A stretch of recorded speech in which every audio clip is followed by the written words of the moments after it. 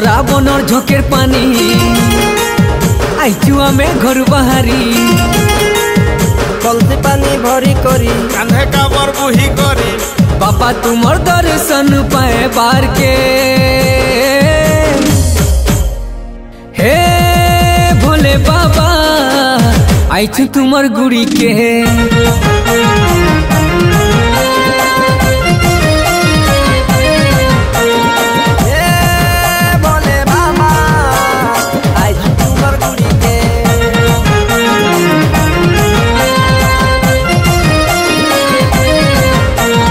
टम टम टम टम तुमर डमरू बाजूचे बोल बम चारियाड़े शुभुचे झिपिर झिपिर बरसा पानी लीला लगी थे ओ बोले लीला लगी छे हे शंभू बाबा आइछु तुमर गुड़ी के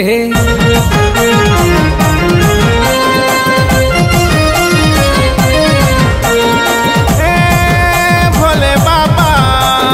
आइछु तुमर गुड़ी के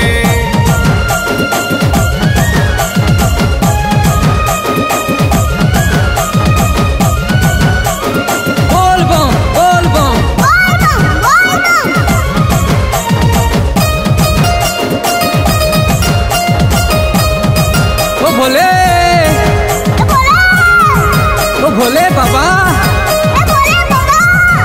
भोले बाबा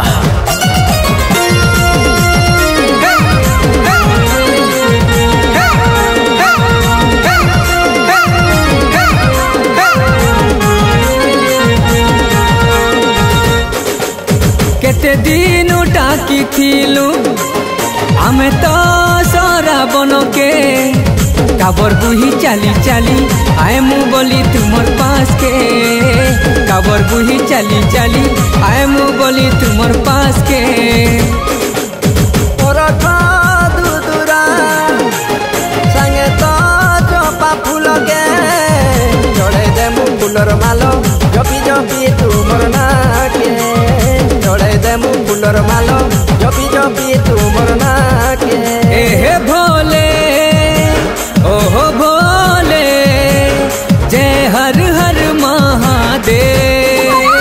हे भोले बाबा आइछु तुमर गुड़ी के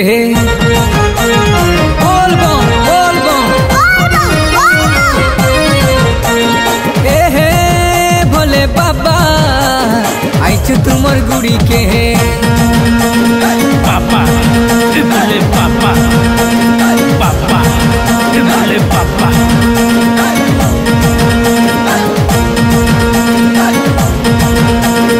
देवों का देव महादेव हे डमरूधारी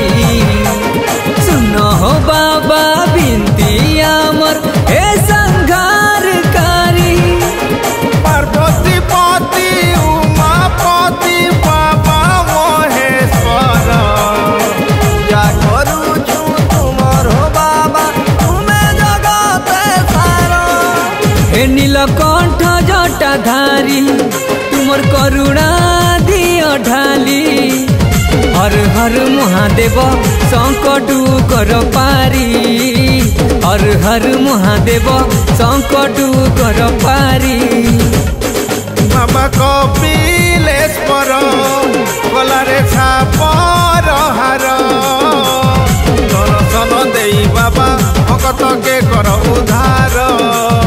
दर्शन देई बाबा भक्त के कर उद्धार हे भोले ओहो भोले जय हर हर महादेव हे भोले बाबा आइछु तुमर गुड़ी के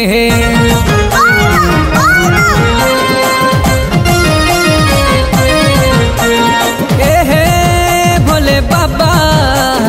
आइछु तुमर गुड़ी के हे भोले बाबा आइछु तुमर गुड़ी के